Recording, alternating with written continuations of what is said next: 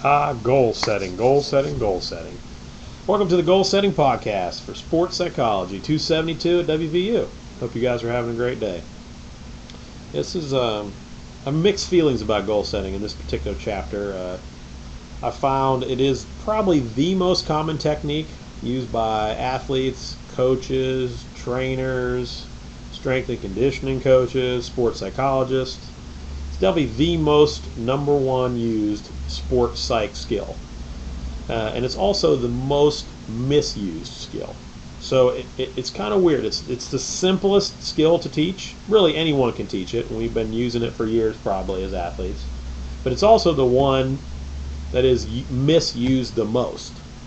And so I'm going to try to explain that as we go through, because all athletes love to set these goals. It's just getting them to work towards them and getting them to evaluate themselves on the goals. That's the trick. Okay, so don't be fooled by the simplicity of goal setting. And I'm going to argue that there may be some benefit to setting goals versus not. And certainly the evidence in the literature shows that there is. But if you don't do goals right, you may actually end up doing more harm than good. Let's talk about why it is. You definitely need to know your definitions of all the goals. The two big picture types are subjective and objective goals.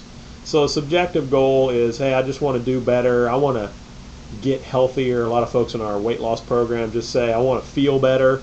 That's a subjective goal. In other words, it's not really a measurable. You have no idea when you would achieve a subjective goal. Now, an objective goal is very specific, some standard of proficiency that you could measure, and it typically in a time, but being objective basically means it's measurable by some sort of standard. So an objective goal would be, like in weight loss, I'd like to lose 30 pounds by, Christmas. A subjective goal in that case would just be, I'd like to really look better, lose weight and look better. Those are subjective. Objective goals are some sort of standard of proficiency. Now, breaking it down to the types of objective goals, and subjective goals really, there are outcome, performance, and process goals. Outcome goals are the most common goals set, and they relate to winning, beating someone as an individual, or in a team context. It's straight black or white, it did or did not happen, outcome goal. Win a championship. Pretty much every team at the beginning of the WVU season, their number one goal is win Big East, go to NCAAs, etc. So it's one of those things. It's somewhat obvious. Today, our goal is to do what? Rarely any coach says, hey, we'd like to go out and just have a good game. I don't really care if we win. Not too often. Now, performance goals are much more specific, and they define particular objectives relative to a previous performance. So, take a runner, for example. Performance goal would relate to the time, maybe related to their PR, their personal record. Maybe take a football player. They might set a performance goal for the number of tackles, sacks, passes caught, whatever would be relevant to their position or their sport. So it's some sort of standard of performance that is objective, typically, that would be related to the culture of the sport. As a batter, I want to get 3 hits today, or something of that nature. So a specific performance objective. And then a process goal would be the things underlying both of the performance and the outcome goals. It's specific actions that the athlete has to engage in order to increase the likelihood that they would achieve their outcome or their performance goal. Okay, so I'm going to back up and do an example on weight loss. So the outcome goal might be, I would like to lose 30 pounds by Christmas. Okay, that's an outcome goal. And it's also, in terms of performance, you could define that as, all right, in order to do that, I'm going to need to have 1,000 calorie deficit every day, which I'm going to do by reducing my caloric intake by 500 calories a day, and I'm going to have 500 calories of exercise every day, or 5 days a week or 6 days a week, okay? And so they bring that down here to their process goals, and the process they need to achieve that would be, I'm going to reduce sodas to 0 per day. I'm going to drink diet soda instead. I am going to do cardiovascular exercise for 30 to 45 minutes, 7 days a week, and I'm going to weight train X, Y, or Z. So all of these really link up together, and athletes are encouraged to set all three types. But it's important to understand how they fit together and the different definitions of each. So outcome goals, win-loss. Performance goals, objective standards of performance. And this could also be the stepping stone to that. And then the process, or the actual actions or tasks they have to focus on to get to those things. Okay? Now, outcome goals, as I mentioned, are the most commonly set goals. But if outcome goals do not have processes and performance goals underneath of them, they do tend to motivate, but then they end up making athletes anxious because they really don't know what to do. They haven't really specified the how.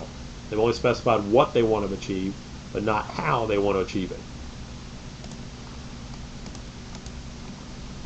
Now, performance goals. Performance and process goals are more specific, more precise, and they don't depend on other people. So the reason outcome goals should not be the only type of goal set is you never know the level of performance that the other athlete or team is bringing in. You don't control that. You also, particularly in a team sport, don't control the performance of your other teammates so much. You don't control particular events or injuries that may occur in that particular game.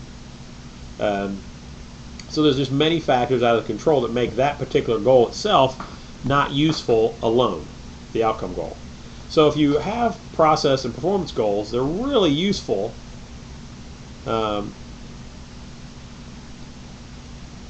during and particularly to focus efforts. Now, the reason that they're useful is because they give athletes something to focus on, particularly if the goals are very specific and they're manageable and realistic. And we're going to talk more about characteristics of effective goals in a bit, but one of them is that they're very realistic.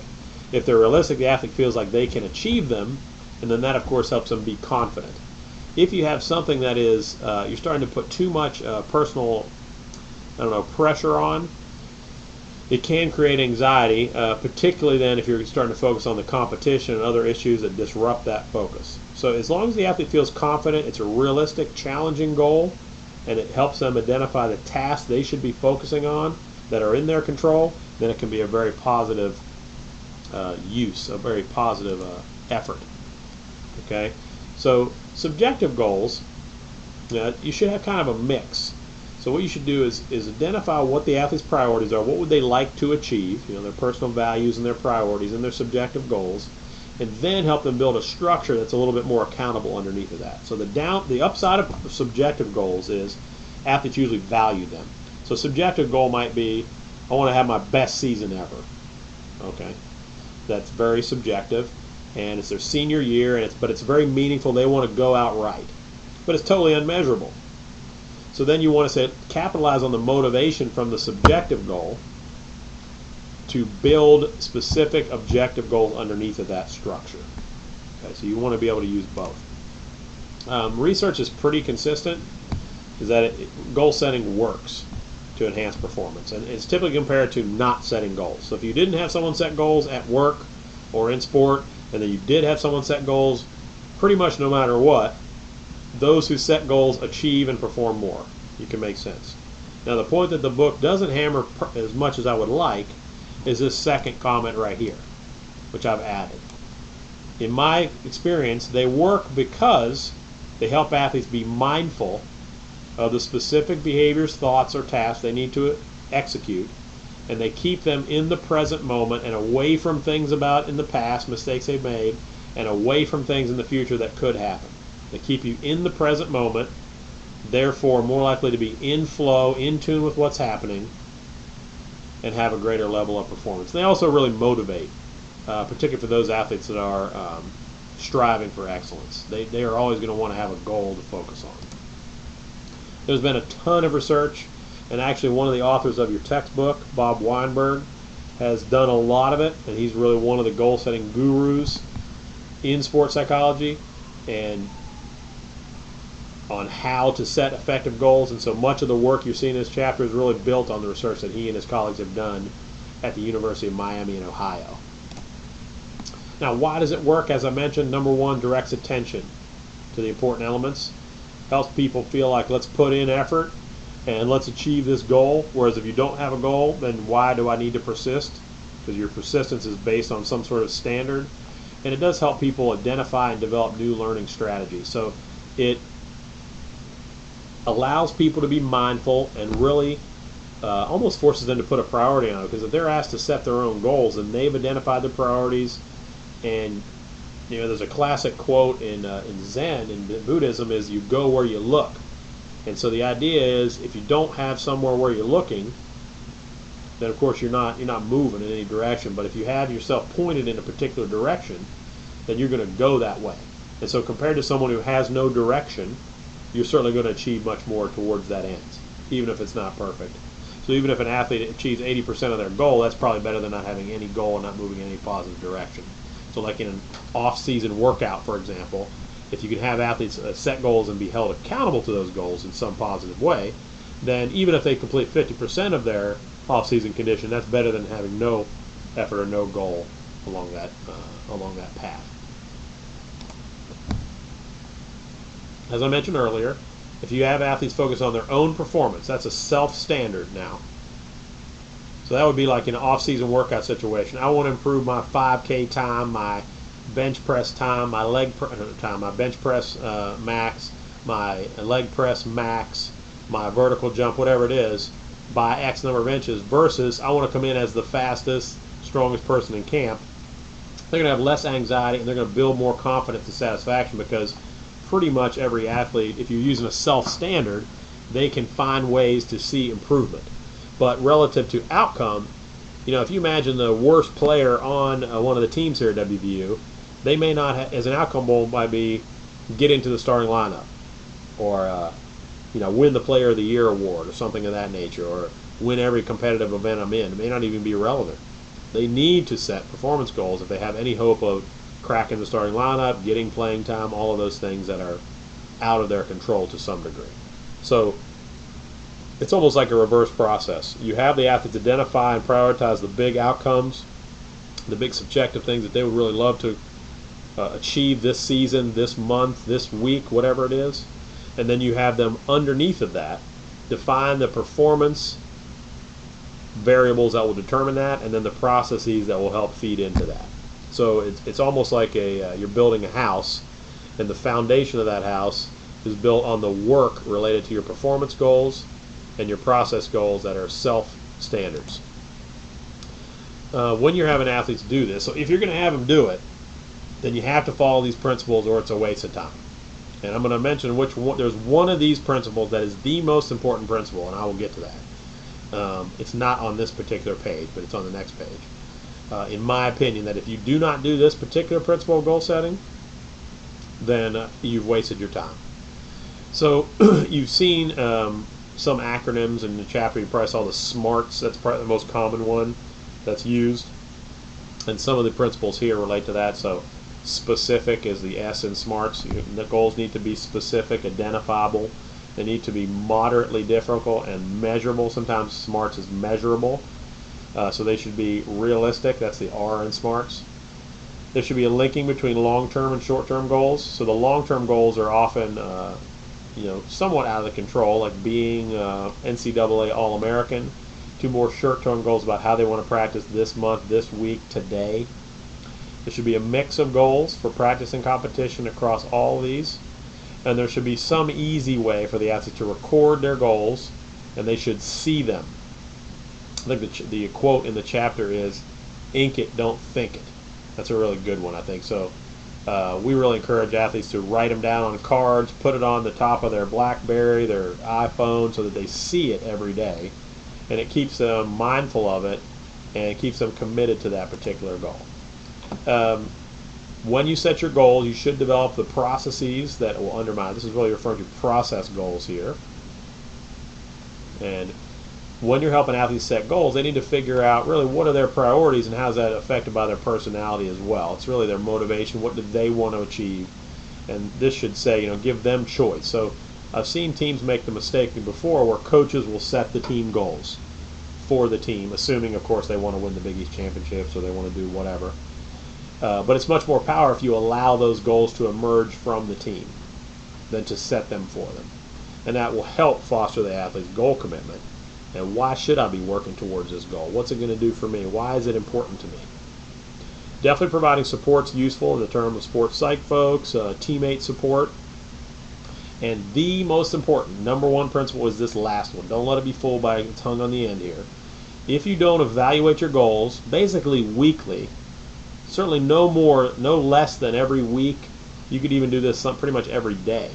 If you don't evaluate the goals and get feedback and adjust the goals and keep them at the maximal motivation rate, which is moderately difficult, then you will have ended up wasting your time setting the goals. Because a lot of people really get invested in setting goals, and yes, this is what we want to do, but if you really think about it, setting the goal is almost nothing. It does almost nothing. The work is in evaluating and working towards the goals. So if you could do one or the other, spend a couple hours setting goals, or spend 10 minutes evaluating how you're doing every practice and how am I working, keeping yourself accountable, you would be better served to spend the time only doing evaluation and feedback and not at all setting any goals. It would be a waste of time. It's almost like many of us who have set New Year's resolutions before. So we love to set them and say, you know what, this year I'm going to get a 4.0, or this year I'm going to lose 25 pounds, or I'm going to get back into the gym. So we love to set the goal. We like to talk to people about it. We like to get feedback on, hey, I set this goal, that's great for you, but really you haven't done anything. It's just talk. So that's the biggest mistake that athletes make, is they really get invested in goal setting. They think that really shows their motivation. That really doesn't show anything. That's just the first step of many. So that's the message you have to get to athletes and to yourself. I mean, yes, goals are nice. Motivational quotes are nice. But the work is much nicer. And the evaluation and the willingness to hold yourself accountable through some simple method of evaluation and feedback on a weekly, daily, or weekly basis. Not once a season, not twice a season, daily or weekly. Okay.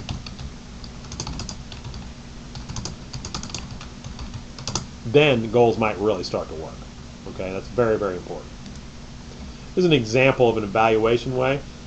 All right, so this client has set the specific goal of losing 20 pounds in 6 months and to improve concentration levels during practice. So this is a subjective goal. This is an objective goal. And it's also time limited. So here's the evaluation method. Weekly, they're going to weigh in and they're going to inform the fitness instructor and get feedback on that. Okay, a process goal might be, okay, in 6 months, I want to lose basically half a pound a month, or half a pound a week rather. That would be in 26 weeks, that'd be 13. So they need to lose about 3/4 of a pound a week, so they could figure out some process goals that would make that work. And here's a concentration level. This would be an objective of how am I doing. So coach gives them a report card on each week on how are they doing in concentration. This is the evaluation method, but you're missing, of course, the process and the performance goals that would help achieve that. But you need some method of evaluation, and that method of evaluation needs to be just as present visually as does the goal. So if on your fridge you've got your goal, you need then on your fridge to have your tracking of your weight. So you see it and you keep track of it every day. If it's on your phone, track it on your phone. Okay, so the evaluation method is more important, in my opinion, than the actual goal itself. I don't think the chapter would tell you that, but I will. As I mentioned, this is an easy way to remember, well, what should my goals look like? They should be specific. You should be able to measure them on a weekly basis. They should be action-oriented in the sense that you want it to be worded positively. I would like to, as opposed to, I don't want to choke anymore in practice. You'd like them to be action-oriented as opposed to what are you actually going to do. I want to be able to focus more in practice and competitions on the things that I'm supposed to putting my attention into. They should be realistic, challenging for sure, timely, so it should specify when you hope to achieve it, and they should be in your control, totally self-determined. Now, as I mentioned earlier, a lot of athletes do not do this process very well. It is not a common problem in my experience, number one, convincing students and athletes to set goals. Not at all. Exercisers, yes, in some of my experience, they're not as into it, but you don't need to convince athletes to set goals. They love doing it. They like to write the stuff down. They like to see it in practice. They love quotes. This is not a big problem in my opinion. Number three, big problems. athletes sometimes set very generic goals, very vague goals, fail to set specific goals. Very big problem. They also love to set multiple goals, particularly in behavior change with health. I see people setting a diet goal, an exercise goal. They're going to drink less caffeine, drink more water, eat no sugar. They go bananas. And they set too many, and it sets them up for failure. It makes it seem like the process is too hard. A big problem is adjusting goals from the initial one that's set. So if an athlete or a team has the initial goal of winning the Big East, being number one ranked X, Y, or Z, but there's an injury or something else strange happens, if you don't adjust that goal to something more realistic and more achievable, then eventually we'll just stop trying to achieve it. Okay? It would be like trying to get a 4 foot tall third grader, fourth grader to dunk. Okay, they might really be highly motivated to dunk a basketball, but let's say they're 4 feet tall. I don't know, unless they have some sort of magic carpet or something, they're not going to dunk. So eventually, they'll just stop putting effort towards that particular goal. I know it's kind of a silly example, but you get the idea. If you don't adjust your goal, then eventually you'll stop trying. Okay, and the biggest, number one mistake coaches and teams make is not providing goal follow-up. They'll spend months in preseason or weeks in the preseason setting up goals, individual meetings with athletes, setting out goal plans, what they're going to achieve, and then they'll never follow up with them and never take the time. Thus sending the message, those goals aren't important. And you do the same thing with ourselves. So we love to set the goals and develop a sheet and get a new journal to monitor, but we don't actually use it. If you don't do goal follow-up and evaluation, you're wasting your time. Goal setting will be counterproductive. Okay, so hopefully you got a feeling for goals. As I mentioned at the top part of it, it is a simple topic. It's something athletes love to do. You won't have any problem convincing them. Now you will have some with weight loss and exercise. You will have some problems with that. But if you can keep the process manageable, you can tailor it to individuals' personalities. In that case, I mean, some athletes are super anal and organized. They're going to love a really detailed Excel sheet to keep track of it because they just love the numbers and all of that. Other athletes that are more on the kind of artistic big picture side, they don't want that detail. They just want some simple way of keeping themselves accountable, and they're going to use goals and goal setting in a very different way. And then you have to provide goal follow-up and evaluation, and also do that in a simple way that doesn't take a lot of time, because athletes don't want to waste time doing this process. So if you can keep athletes mindful and keep them focused on the tasks that are going to help them achieve what they would like to achieve at an outcome level, and you can monitor that over time on a regular basis, daily or weekly, then you will have set up a very effective goal setting program, and it's likely that it will help the athlete perform at a much higher level. Enjoy the rest of your day. Take care.